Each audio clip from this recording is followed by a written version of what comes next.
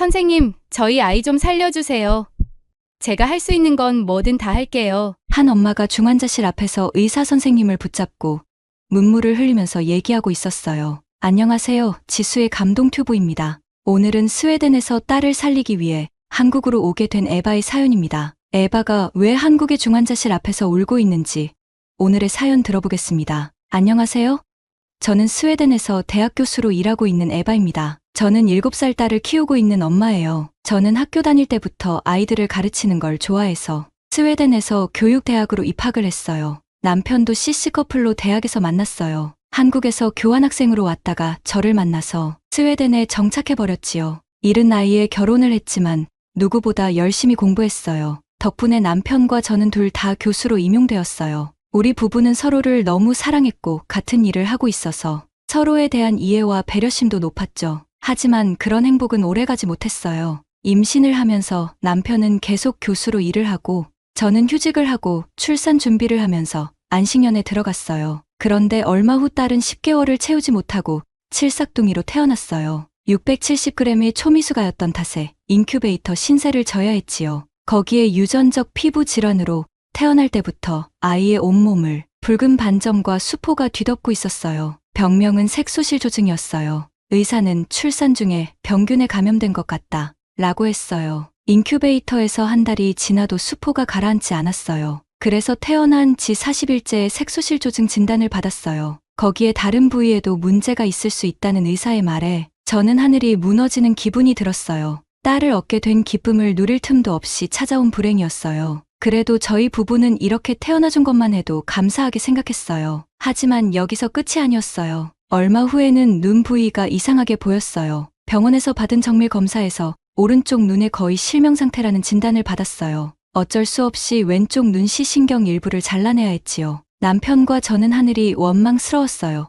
작은 아이에게 이런 힘든 고통을 안겨주는 게 제 탓인 것 같아서 너무 미안하고 죄책감이 들었어요. 하늘은 무심했어요. 5살이 되던 해 제가 응급실에 달려갔을 때 우리 딸은 병상에서 헐떡거리고 있었어요. 어린이집에서 발작을 일으켜서 깜짝 놀란 선생님께서 구급차를 불러서 응급실로 데리고 오셨어요. 딸은 호흡기를 하고 있었고 몸이 마비되기 시작했어요. 며칠 동안 여러 가지 검사를 통해서 길랑발의 증후군이라는 진단이 나왔어요. 길랑발의 증후군은 말초 신경과 뇌신경에 광범위하게 나타나는 원인이 명확하지 않은 염증성 질환입니다. 길랑발의 증후군에 걸리면 갑자기 다리 힘이 약해지거나 움직이지 못하고 통증이 생기는 증상이 나타납니다. 마비는 몇 시간 또는 수일에 걸쳐 진행될 수 있으며 마비의 정도는 가벼운 감각 이상부터 완전한 사지 마비까지 다양했습니다. 마비가 점차 위로 진행되면 환자의 절반 정도가 호흡곤란을 느낍니다. 특별한 치료법이 없어서 급성기 동안에는 호흡을 유지해야 해요. 치료법이 없다는 것이 슬픈 일이었어요. 더는 기적을 바라지 말라는 얘기에 저에게 우울증이 찾아왔어요. 저는 아이를 키우느라 생활비와 병원비는 남편이 혼자 감당해야 했어요. 인큐베이터부터 시작된 병원 치료는 지금까지 끝이 없었어요. 대외적으로는 스웨덴이 의료복지가 좋다고 알고 있어요. 병원비가 개인 부담금 상한선이 연간 1100크로나 한국 돈으로 약 14만 원이거든요. 그 이상은 얼마가 됐든 국가가 책임을 지고 있어요. 엄청 좋은 제도이죠. 하지만 이런 꿈 같은 의료 서비스를 원할 때 언제라도 이용할 수 있다면 더할 나위 없겠죠. 하지만 현실은 정말 달랐어요. 공공의료 체계가 대부분 그렇듯 하염없이 기다려야 했죠. EU 보건 보고서에 따르면 스웨덴의 광역지방자치단체 21곳 중에서 외과 수술 대기 기간이 3개월 이상인 환자가 20%를 넘는 지역이 14곳에 이른다고 해요. 인구 1000명당 병상이 2개로 유럽의 OECD 회원국 가운데 최소였어요. 독일의 3분의 1도 안 되는 수준이지요.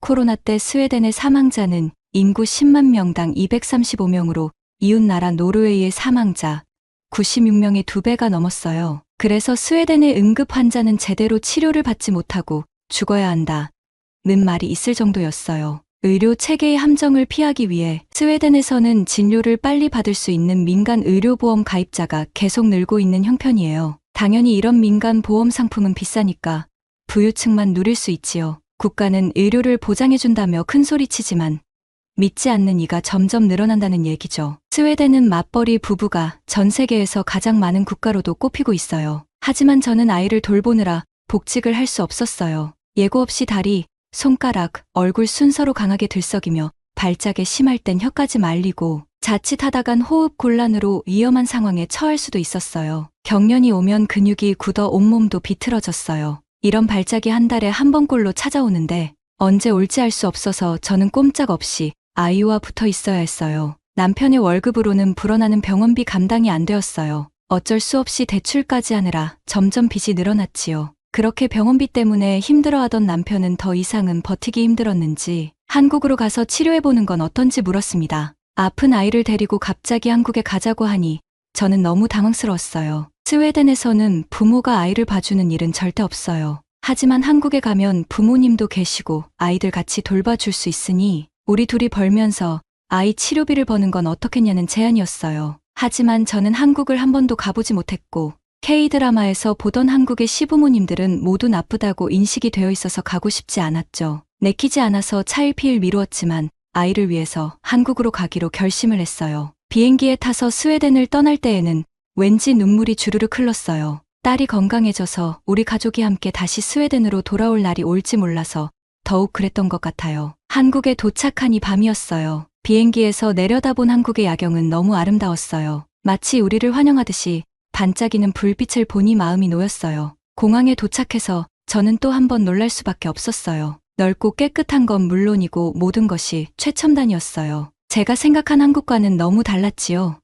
인천국제공항의 웅장한 건물에 넋을 놓고 바라보았죠. 도착해서 입국장을 나서는데 멀리서 시부모님들이 보였어요. 결혼식 때 한 번 뵙고는 처음이었어요. 아이가 아프다 보니 서로 오가며 만나기가 어려웠어요. 밤늦은 시간인데도 불구하고 우리를 마중 나와 주신 부모님들께 너무 감사한 마음이 들었어요. 두 분은 우리를 보자마자 반가운 마음에 뛰어와서 딸을 번쩍 안아주었어요. 드라마에서 보던 시부모의 모습만 생각했던 저는 깜짝 놀랐어요. 공항까지 나오신 것도 놀라웠고 처음 본 손주를 너무 예뻐하시면서 챙기시는데 제가 가지고 있던 선입견이 모두 없어져 버렸어요. 밤이 늦어서 시부모님이 타고 오신 차를 타고 편하게 시댁으로 갈 수 있었어요. 시댁에 도착하자마자 여독을 푸느라 그랬는지 저도 모르게 잠이 들어서 누가 업어가도 모를 정도로 푹 잠을 잤어요. 한국의 온돌방은 처음이었어요. 처음에는 좀 딱딱한 것 같았는데 이불 속에 들어가니 너무 따뜻해서 나도 모르게 잠이 들어버렸어요. 저는 단숨에 한국의 온돌의 매력에 빠졌답니다. 아침이 되어도 저를 깨우지 않아서 늦잠을 잤어요. 처음 온 곳인데도 낯설기보다는 포근하고 따뜻했어요. 북유럽이 작년 겨울도 역대급 한파였어요. 특히 스웨덴 북쪽 지역은 기온이 연일 영하 40도 이하로 떨어지면서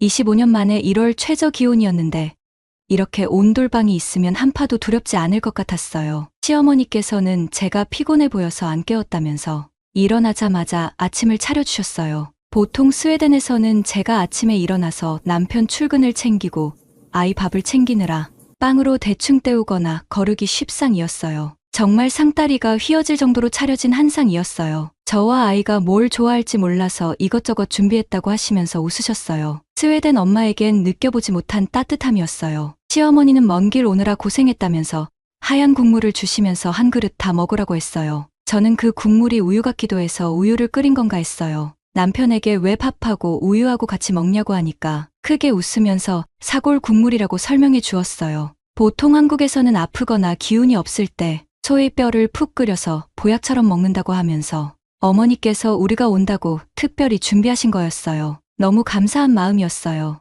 남편이 한국으로 오자고 할 때 고민하지 말고 바로 올 걸 그랬다는 아쉬운 마음이 들었어요. 아침을 먹고 미리 예약해 놓은 병원을 가려면 대중교통을 이용해야 했어요. 남편에게 택시비는 워낙 비싸니까 지하철이나 버스로 이동하자고 했지요. 하지만 남편은 아픈 아이와 같이 가야 하니 택시를 고집했어요. 저는 택시비로 병원까지 이동하면 부담되어 싫다고 했어요. 하지만 남편이 한국은 스웨덴처럼 그렇게 택시가 비싸지 않다고 하면서 걱정 말라고 했어요. 저는 하는 수 없이 남편의 의견에 따라서 택시를 타고 가기로 했어요. 남편에게 나는 딸 준비를 시킬 테니까 택시 정류장으로 가서 택시를 잡아 놓으라고 했어요.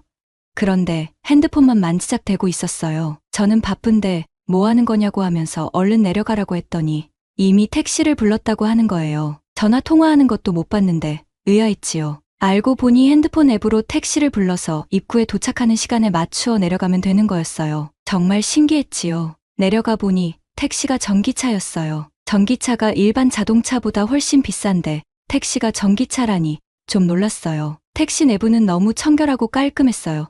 택시 기사님도 너무 친절하셨어요. 저는 속으로 택시비가 많이 나올까봐 불안했지요. 하지만 남편에게 티를 내지는 않았어요. 병원에 도착해서 택시에서 내리는데 남편은 택시비를 내지 않고 내리는 것이었어요. 저는 깜짝 놀라서 남편에게 택시비를 안 내리고 내리면 어떻게 하냐고 물었죠. 남편은 막 웃으면서 택시비는 이미 냈다고 하는 거예요. 저는 영문을 몰라서 어이없어 했지요.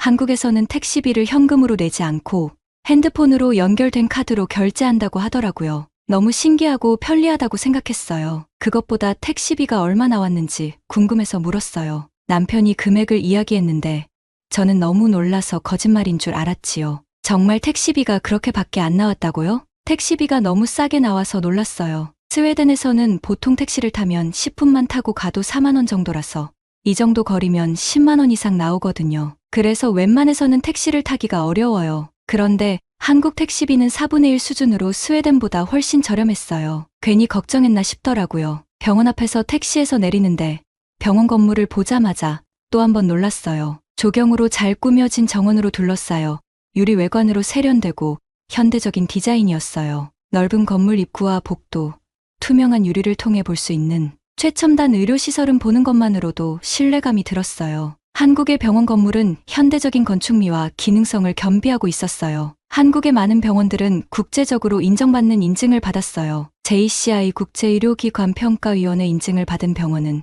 전 세계적으로 의료 서비스의 질을 인정받은 곳이기도 했어요. 의사 선생님을 만나고 나서 희망이 생기기 시작했어요. 특별한 치료법이 없어서 스테로이드 주사에만 의존해왔는데 혈장 분리, 반출술과 면역 글로불린 주사로 치료를 하면 가능하다고 하셨어요. 혈장 분리 반출술은 원심 분리기를 통해 혈장 안의 독소를 제거하는 것이에요. 면역 글로불린 주사는 질병의 원인이 되는 물질 대신 결합하는 약을 투여하여 자가 면역 질환을 치료하는 방법이에요. 저는 지체 없이 다음날 바로 입원을 해서 치료를 하기로 했어요. 다음날 입원을 하면 당분간 외출하기 힘들까봐 집에 갈 때는 지하철을 타고 가면서 아이에게 서울 구경을 시켜주기로 했어요. 아이를 데리고 타는 게 위험하지 않을까 걱정되었지만 지하철역에 도착해서 걱정은 사라졌어요. 지하철 역사가 너무 깨끗했어요. 스웨덴 지하철은 노숙자들로 붐빌 때가 있거든요. 노숙자는커녕 쓰레기 하나 없이 깔끔한 모습에서 한국인들의 시민의식을 느낄 수 있었어요. 지하철역에는 전체에 유리문이 설치되어 있었어요.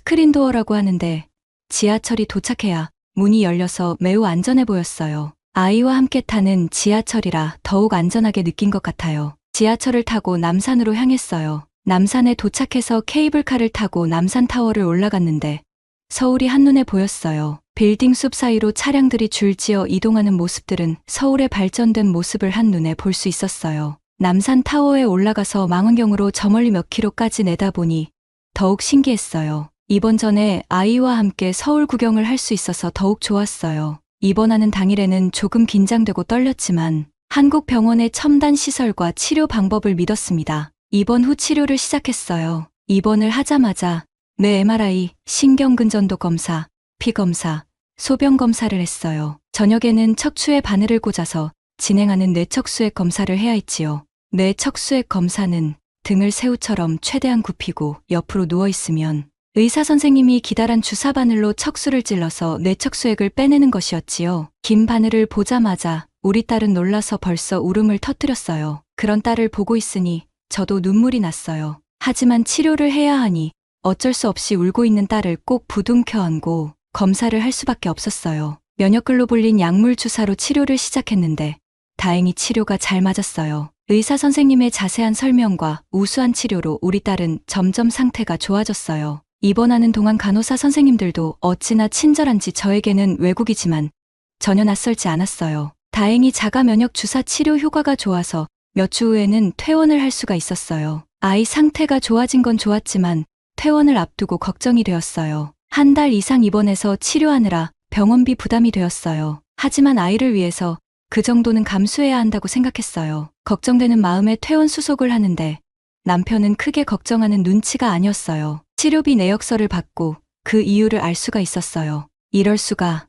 내역을 보니 금액이 스웨덴의 10분의 1밖에 안 나온 거였어요. 어떻게 이럴 수 있지요? 한국은 국민건강보험 제도에서 암이나 희귀병은 산정특례로 치료비의 95%를 나라에서 부담해준다고 했어요. 말도 안 되는 일이죠. 어떻게 그 많은 치료비를 나라에서 부담해줄 수가 있지요? 저는 한국의 의료복지에 너무 놀랐어요. 이렇게 좋은 시설에서 치료를 받고 병원비 부담까지 적다니 정말 말도 안 됐죠. 정말 남편을 따라 한국에 오길 잘했다고 생각이 들었어요. 덕분에 다행히 잘 치료도 하고 집으로 돌아왔어요. 한국으로 온 지 벌써 2달이 지났어요. 저와 남편은 직장을 새로 알아보느라 바빴어요. 둘 다 외출하고 아이는 시부모님께 맡겨놓았지요. 한참을 여기저기 다니면서 구직을 하고 있는데 갑자기 시어머니께 연락이 왔어요. 우리 딸이 쓰러져서 구급차를 타고 병원으로 이동을 하고 있다고 했어요. 저는 예전에 5살 때 쓰러졌을 때의 악몽이 떠올랐어요. 저는 택시를 타고 병원으로 향했어요. 병원에 도착하니 아이는 중환자실로 이동했어요. 저는 중환자실 앞에서 의사 선생님께 울면서 부탁했어요. 제발 우리 딸 좀 살려주세요. 선생님은 울고 있는 저희 손을 꼭 잡으시면서 말했어요. 너무 걱정하지 말라고.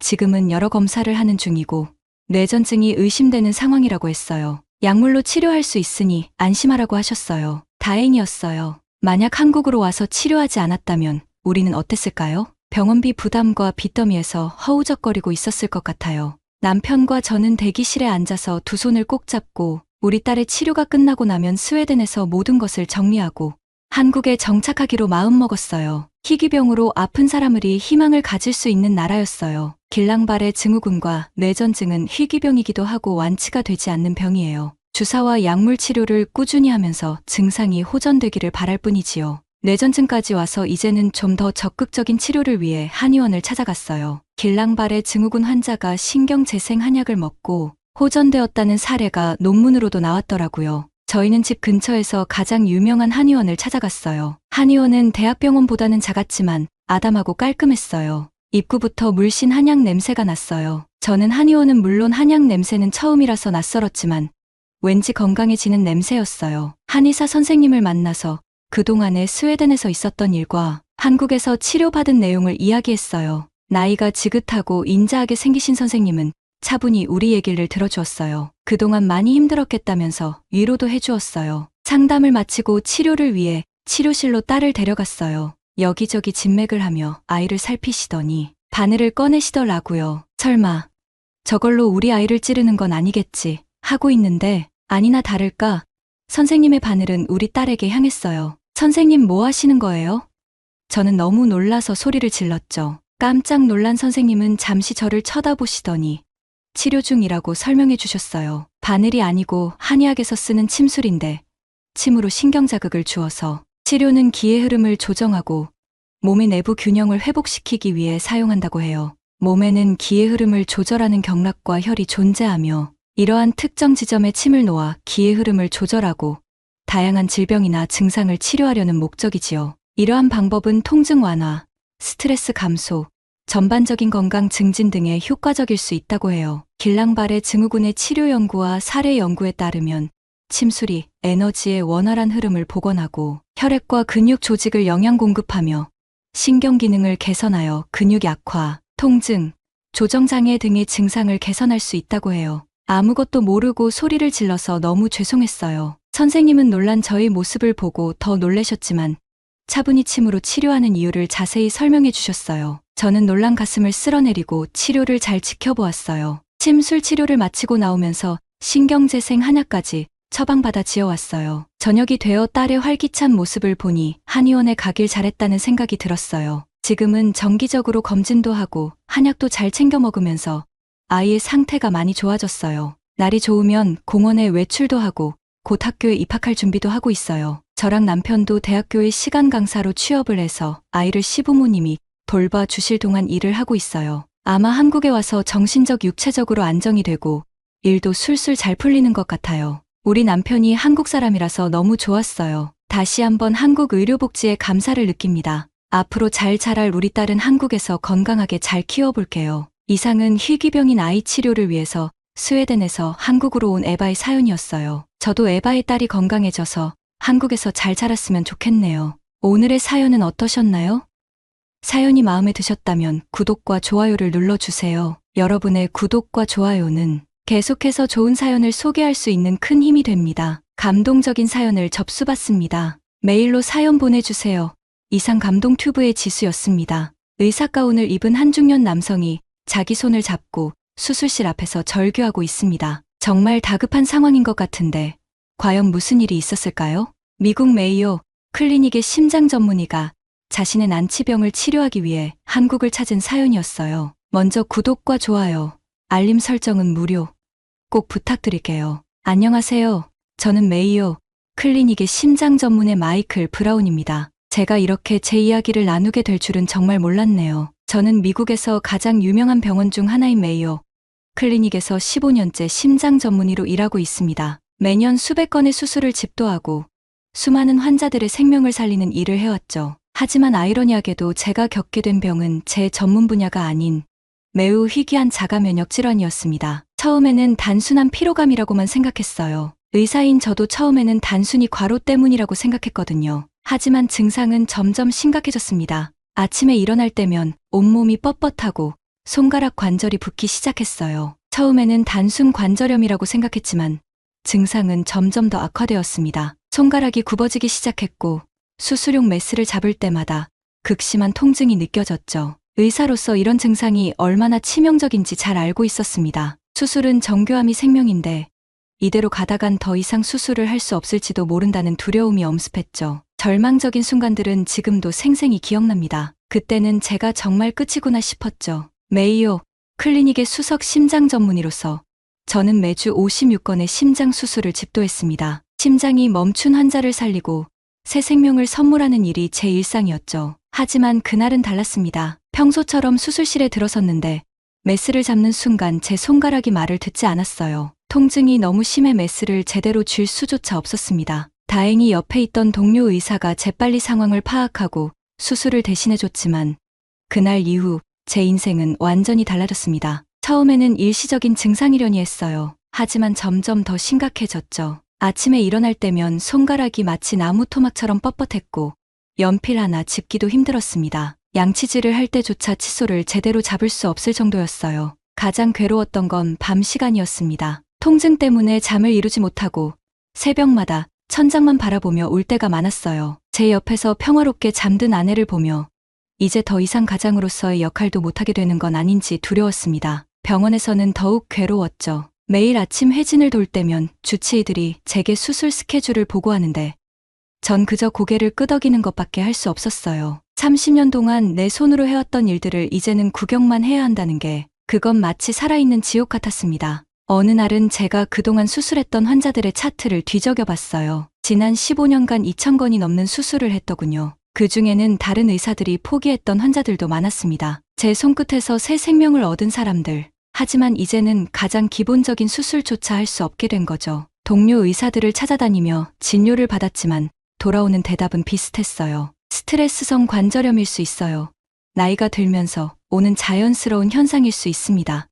당분간 수술은 힘들 것 같네요. 미국 전역을 돌아다니며 온갖 검사를 받았습니다. MRI, CT, 혈액 검사, 셀 수 없이 많은 검사를 했지만 명확한 원인을 찾을 수 없었어요. 어떤 의사는 심리적인 문제일 수 있다며 정신과 상담을 권하기도 했죠. 최악은 제 딸의 결혼식 날이었습니다. 딸의 손을 잡고 제단까지 걸어가야 하는데 그날따라 통증이 너무 심해서 결국 진통제를 맞고서야 겨우식을 치를 수 있었어요. 딸의 손을 제대로 잡지도 못하고 턱시도 단추조차 혼자 채우지 못했던 그날, 아버지로서의 자존심이 완전히 무너져 내렸습니다. 수술실에서 마지막으로 집도했던 날, 전 제 개인 사물함을 정리했어요. 20년 넘게 써온 의사가운을 보면서 이제 정말 끝인가 하는 생각에 한참을 울었습니다. 그날 밤 옥상에 올라가 서 있었는데 순간 모든 것을 포기하고 싶다는 생각까지 들더군요. 하지만 운명이었을까요?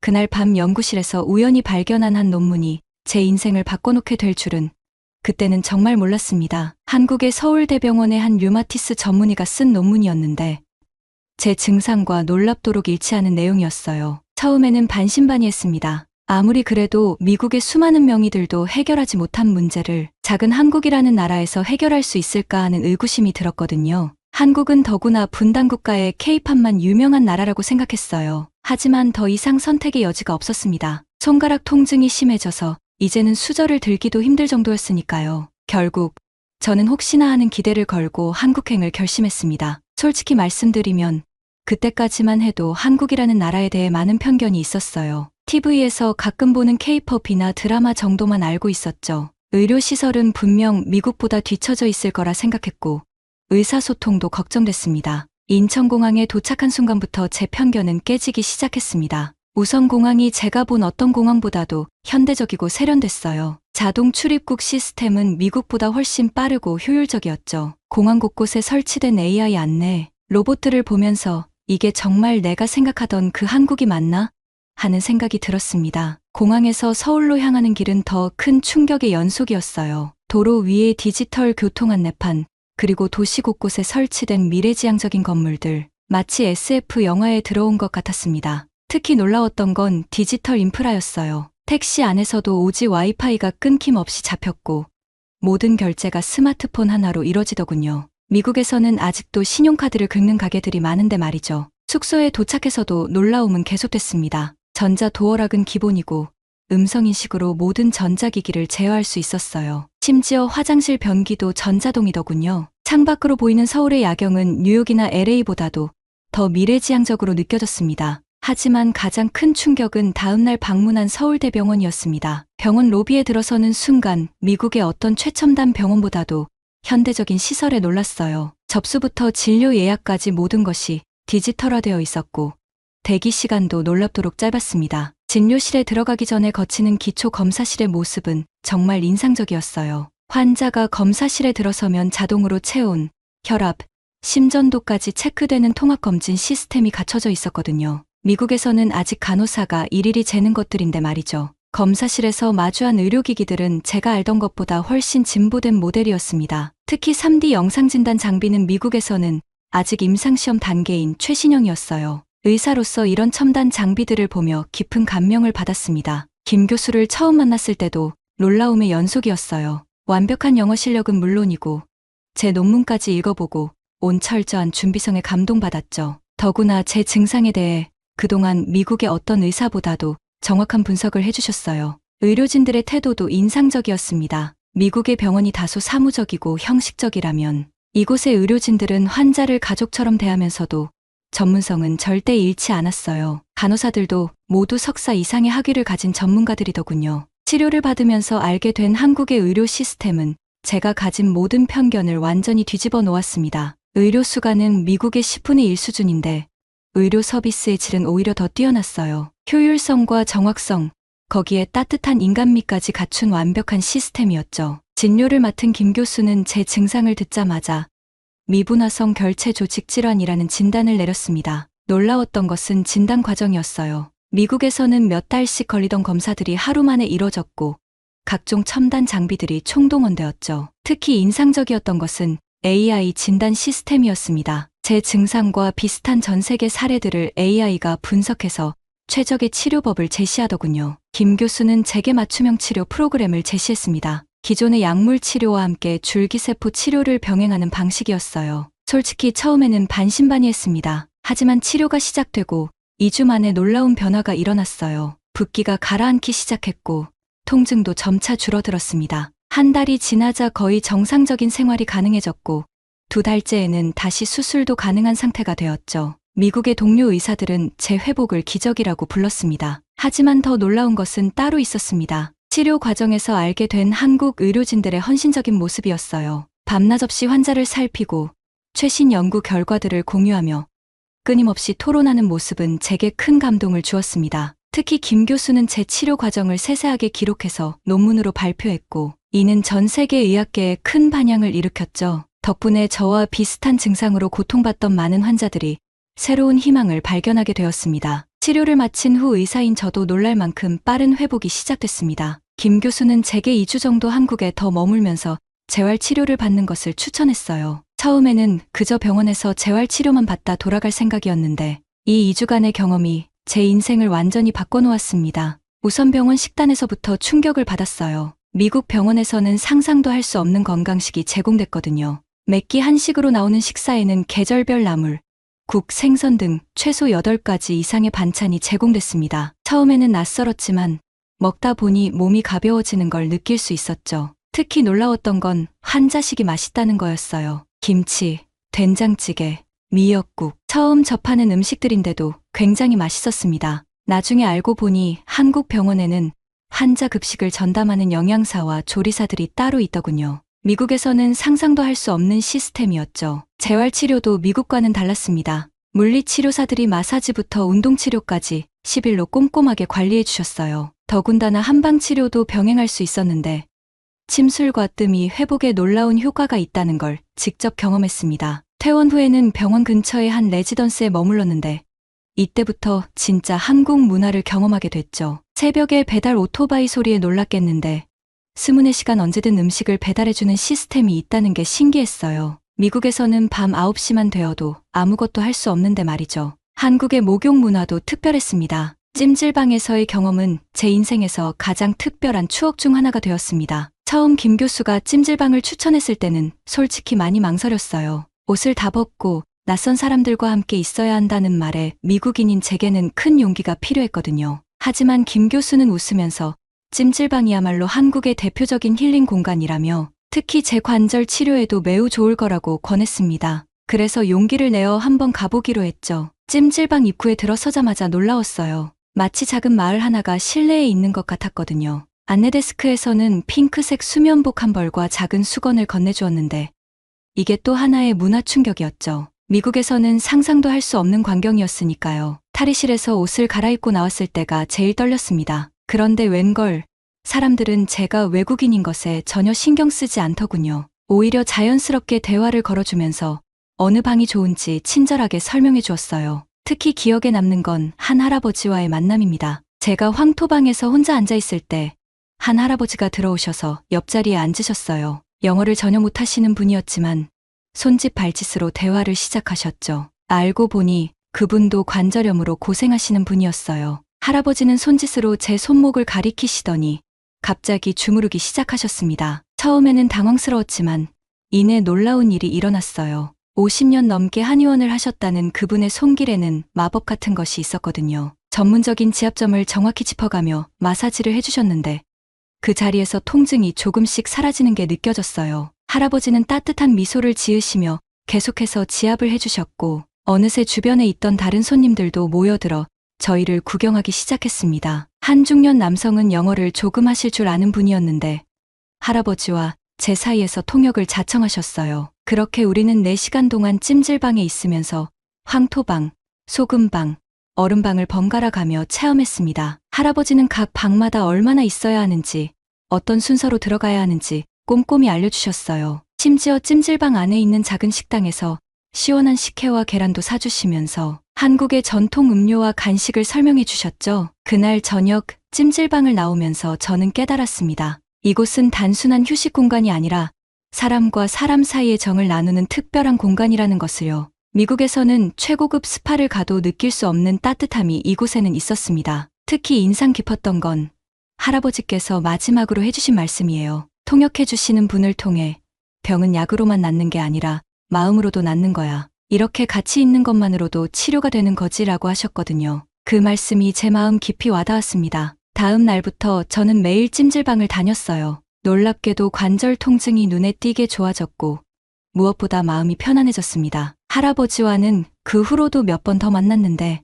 매번 오실 때마다 한약재를 달인 물을 작은 물병에 담아 가져다 주셨어요. 언어는 통하지 않았지만 그분의 따뜻한 마음만은 확실히 전해졌습니다. 지금도 미국에서 환자들을 만날 때면 저는 종종 그 찜질방에서의 경험을 이야기합니다. 때로는 약이나 수술보다도 이런 따뜻한 인간적 교감이 더 큰 치유의 힘을 가질 수 있다는 걸 한국에서 배웠기 때문이죠. 한국의 식사 문화는 제게 또 하나의 특별한 경험이었습니다. 특히 기억에 남는 건 치료 3일째 되던 날이었어요. 병원 근처 식당을 찾아갔는데 혼자 온 손님을 위한 자리가 없었습니다. 미국 같았으면 다른 식당을 찾아갔겠지만 주인 아주머니가 여기 앉으세요 하며 이미 다른 손님들이 앉아있는 큰 테이블로 저를 안내하시더군요. 처음에는 너무 당황스러웠습니다. 게다가 테이블에 앉아있던 분들은 마침 회사 회식 중이던 직장인들이었어요. 미국에서라면 상상도 할 수 없는 상황이었죠. 하지만 그들은 오히려 반갑게 저를 맞아주었습니다. 어서 오세요. 와,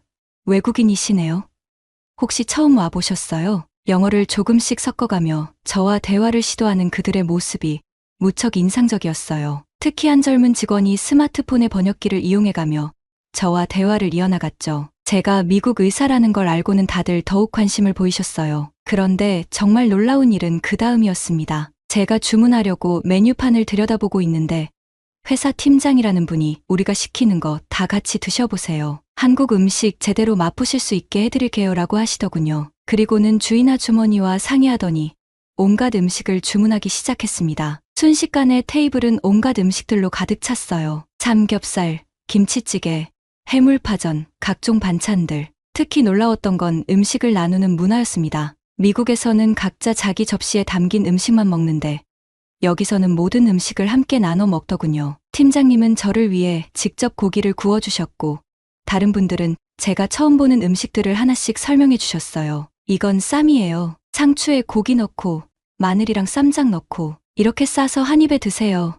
처음에는 어색했지만 그들이 알려준 대로 먹어보니 정말 맛있었습니다. 특히 인상 깊었던 건 건배 문화였어요. 물론 저는 환자였기에 음료수로 대체했지만 잔을 부딪히며 서로의 행복을 기원하는 모습이 무척 따뜻하게 느껴졌습니다. 한 번 건배를 할 때마다 저를 위해 마이클 선생님의 빠른 쾌유를 빕니다 라고 외치는 모습에 깊은 감동을 받았죠. 식사 도중에 가장 어린 직원이 한국에서는 밥을 혼자 먹는 게 가장 큰 불행이라고 생각해요. 그래서 혼자 드시는 분 보면 같이 먹자고 하는 게 당연하죠 라고 말해줬는데 그 말이 아직도 기억에 남습니다. 2시간 넘게 이어진 식사가 끝날 무렵 제가 계산하려고 하자 팀장님이 단호하게 말리셨어요. 손님이신데 어떻게 내시게 해요. 다음에 미국 가면 저희 아들 잘 부탁드립니다. 하시면서 웃으시더군요. 그제서야 알게 됐는데 팀장님의 아들이 미국 의대 진학을 준비하고 있다고 했어요. 이후로도 저는 그 식당을 자주 찾았습니다. 매번 갈 때마다 주인 아주머니는 우리 미국 의사 선생님 오셨네 하시며 반갑게 맞아주셨고 늘 새로운 손님들과 자리를 함께하게 해주셨어요. 덕분에 저는 한국인 의사, 교수, 회사원 등 다양한 분들과 친구가 될 수 있었습니다. 나중에 알고 보니 이런 식사 문화를 동성문화라고 한다더군요. 낯선 사람과도 자연스럽게 식사를 함께하는 문화라고 하는데 이런 문화야말로 한국의 정을 가장 잘 보여주는 것 같아요. 지금도 미국에서 혼자 식사할 때면 그때의 따뜻했던 기억이 떠오르곤 합니다. 언젠가부터 저희 성격이 급해졌습니다. 물론 나쁜 건 아니고 좋은 쪽으로요. 한국의 빨리빨리 문화는 처음엔 저를 당황스럽게 했지만 나중엔 완전히 매료되었습니다. 특히 재미있었던 경험이 있는데요. 제 휴대폰이 고장났을 때였습니다. 어느 날 아침 갑자기 제 아이폰이 먹통이 됐어요. 미국이었다면 애플 스토어 예약을 하고 최소 며칠은 기다려야 했을 텐데 김 교수가 강남에 가면 금방 고칠 수 있을 거예요 라고 하시더군요. 그래서 찾아간 곳이 강남 테크노마트였는데 이곳에서의 경험은 정말 놀라웠습니다. 건물에 들어서자마자 수십 개의 휴대폰 수리점이 있었고 한 가게 주인분이 제 폰을 보더니 30분이면 됩니다 라고 하시는 거예요. 미국에서는 며칠씩 걸리는 수리가 30분이라니 처음엔 반신반의했죠. 하지만 정말 놀랍게도 약속한 시간에 맞춰 수리가 끝났어요. 게다가 수리하는 동안 저를 그냥 기다리게 하지 않고 옆 카페에서 커피 한잔 하고 오세요. 전화 드릴게요 라며 친절하게 안내해 주셨죠. 정확히 25분 후에 전화가 왔고 폰은 새 것처럼 완벽하게 수리되어 있었습니다. 이 경험 이후로 저는 한국의 빨리빨리 문화에 푹 빠져들었어요. 특히 배달 문화는 정말 충격적이었습니다. 어느 날 밤 병원 숙소에서 일을 하다가 배가 고파져서 김 교수가 알려준 배달 앱을 다운받았어요. 처음에는 밤 11시에 무슨 배달이야 라고 생각했는데 웬걸 수백 개의 식당이 영업 중이더군요. 치킨을 주문했는데 앱에서는 예상 배달 시간 37분이라고 표시됐어요. 그런데 놀랍게도 정확히 35분 후에 치킨이 도착했습니다. 배달원분이 조금 늦어서 죄송합니다라고 하시는데 저는 웃음이 나왔어요. 미국에서는 30분 안에 배달된다는 건 상상도 할 수 없거든요. 온라인 쇼핑도 마찬가지였습니다. 아침에 주문한 물건이 저녁에 도착하고 심지어 몇 시간 만에 배송되는 퀵커머스라는 서비스도 있더군요. 한 번은 아침에 운동화 한 켤레를 주문했는데 점심시간도 되기 전에 배송이 완료됐어요. 미국에서는 보통 일주일은 기다려야 하는데 말이죠. 가장 인상적이었던 건 병원 검사 시스템이었습니다. 미국에서는 MRI 촬영을 하면 결과가 나오는 데만 며칠이 걸리는데 서울대병원에서는 촬영 직후 바로 결과를 확인할 수 있었어요. 심지어 담당 의사 선생님께서 좀 오래 걸려서 죄송합니다라고 하시는데 걸린 시간은 고작 30분이었습니다. 카페에서 있었던 일도 기억에 남네요. 제가 커피를 주문하고 자리에 앉아 있는데 옆자리에 한국인 손님이 이 카페는 좀 느린 편이에요 라고 말씀하시더군요. 저는 의아했습니다. 주문하고 2분도 안 되어 커피가 나왔는데 말이죠. 나중에 알고 보니 보통의 한국 카페는 주문과 동시에 제조가 시작되어 1분 내로 음료를 서빙한다고 해요. 이런 빨리빨리 문화는 단순히 속도만의 문제가 아니었습니다. 그 이면에는 놀라운 시스템과 효율성이 있었어요. 예를 들어 병원 예약 시스템은 환자의 대기 시간을 최소화하기 위해 AI로 최적화되어 있었고, 배달앱은 실시간 교통 상황을 반영해 가장 빠른 경로를 찾아내더군요. 처음에는 이런 빠른 템포가 부담스러웠지만 시간이 지날수록 이것이야말로 한국이 이렇게 빠르게 발전할 수 있었던 원동력이라는 걸 깨달았습니다. 빨리빨리는 단순한 급함이 아니라 효율성과 편의성을 최우선으로 생각하는 서비스 정신이었던 거죠. 미국으로 돌아간 후 저는 우리 병원의 시스템을 많이 개선했습니다. 검사 결과를 최대한 빨리 통보하고 예약 시스템을 효율적으로 바꾸고 한국에서 배운 빨리빨리 문화의 장점을 적용한 거죠. 덕분에 환자 만족도가 크게 높아졌답니다. 한국의 정문화는 제 인생을 바꿔놓은 특별한 경험이었습니다. 특히 한국 의료진들의 따뜻한 마음씨는 지금도 잊을 수가 없네요. 미국의 병원이 마치 공장처럼 시스템화되어 있다면 한국의 병원은 마치 따뜻한 가족 같았거든요. 처음 입원했을 때의 일입니다. 밤중에 통증이 심해 잠을 설치고 있었는데 야간 근무 중이던 김수진 간호사님이 저를 발견하셨어요. 보통 같았으면 진통제를 한 번 더 투여하고 끝났을 텐데 수진 간호사님은 제 곁에 앉아 이야기를 들어주셨습니다. 저는 그날 처음으로 제 두려움을 누군가에게 털어놓았어요. 다시는 수술을 못하게 될까봐 무섭다고요. 수진 간호사님은 제 이야기를 끝까지 들어주셨고 본인의 어머니도 비슷한 증상으로 고생하셨다가 이곳에서 완쾌하셨다는 이야기를 해주셨죠. 다음날 아침 수진 간호사님은 퇴근하시면서 작은 보온병을 하나 가져다 주셨어요. 열어보니 생강차였는데 어젯밤 제가 목이 아프다고 한마디 한 걸 기억하고 집에서 직접 만들어 오신 거였습니다. 미국에서는 상상도 할 수 없는 일이었죠. 물리치료실의 박서연 선생님도 잊을 수 없는 분입니다. 어느 날 제가 우연히 사과를 좋아한다고 말씀드렸는데 그 다음 날부터 매일 아침 치료실에 가면 작은 사과가 하나씩 놓여 있었어요. 나중에 알고 보니 서연 선생님이 출근길에 들러서 사오신 거였더군요. 특히 감동적이었던 건 제가 실수로 물리치료 예약 시간을 놓친 날이었어요. 원래 규정상 예약을 못 지키면 다음 날로 미뤄야 하는데 서연 선생님은 자신의 점심시간을 쪼개서 저를 봐주셨습니다. 심지어 선생님께서 먼 곳에서 오셨는데 하루라도 치료를 못 받으시면 안 되죠라며 오히려 저를 걱정해 주셨어요. 영양과의 이미경 영양사님도 잊을 수 없습니다. 제가 한국 음식이 입에 안 맞아 식사를 잘못한다는 걸 아시고는 매일 메뉴를 수정해서 저만의 특별식을 만들어 주셨어요. 심지어 주말에도 출근하셔서 제가 잘 먹을 수 있는 메뉴를 연구하셨다고 하더군요. 그동안 음식이 제 입맛에 딱 맞았던 이유를 그제서야 알게 되었어요. 어느 날은 미경 영양사님이 우리 어머니가 만드신 김치라며 작은 반찬통을 가져다 주셨어요. 미국 가시면 한국 음식이 그리우실 테니 이거라도 드셔보세요 라는 말씀과 함께요. 그 김치 맛은 지금도 잊을 수가 없네요. 담당이었던 김 교수님도 놀라운 분이었습니다. 어느 날 저녁 갑자기 걱정되는 증상이 있어서 문자를 드렸는데 바로 영상통화를 걸어오셔서 30분 넘게 상담을 해주셨어요. 주말이었는데도 말이죠. 퇴원하기 전날에는 의료진들이 작은 송별회를 열어주셨어요. 다들 바쁜 와중에도 시간을 내서 모여주셨고 손수 준비한 작은 선물도 건네주셨습니다. 간호사님들이 만든 손편지, 물리치료사 선생님이 준비한 찜질팩, 영양사님의 레시피 노트, 하나하나가 정성이 가득한 선물이었죠. 그 중에서도 가장 감동적이었던 건 제가 퇴원하는 날 아침 일찍 출근하신 수진 간호사님이 건네주신 작은 액자였어요. 제가 입원해 있는 동안 찍었던 의료진들과의 사진을 예쁘게 꾸며서 만든 거였는데 뒷면에는 모두의 응원 메시지가 적혀 있었습니다. 이런 경험들은 제게 정이라는 것이 무엇인지 가르쳐 주었어요. 정은 단순한 친절이나 배려가 아닌 마음과 마음이 이어지는 특별한 감정이었던 거죠. 지금도 가끔 그분들에게서 안부 메시지가 오는데 그때마다 눈시울이 붉어집니다. 한국에서의 시간은 제게 치료 이상의 의미가 있었습니다. 단순히 병을 고친 게 아니라 삶을 바라보는 새로운 시각을 얻었거든요. 빠르고 편리한 시스템 속에서도 사람과 사람 사이의 따뜻함을 잃지 않는 문화, 이런 게 바로 한국이 가진 특별한 매력이 아닐까 싶습니다. 이제 저는 다시 수술실로 돌아갔습니다. 하지만 예전과는 다른 마음가짐으로 일하고 있어요. 환자를 대할 때마다 한국에서 배운 따뜻한 의료 정신을 실천하려 노력하고 있죠. 또한 매년 한국을 방문해서 의료 교류를 이어가고 있습니다. 제 이야기가 희망이 필요한 누군가에게 작은 도움이 되었기를 바랍니다. 의사였던 제가 오히려 환자가 되어 깨달은 교훈이 있다면 치료에는 첨단 의술도 중요하지만 따뜻한 마음이 더 중요하다는 것입니다. 여러분, 오늘 이야기 어떠셨나요?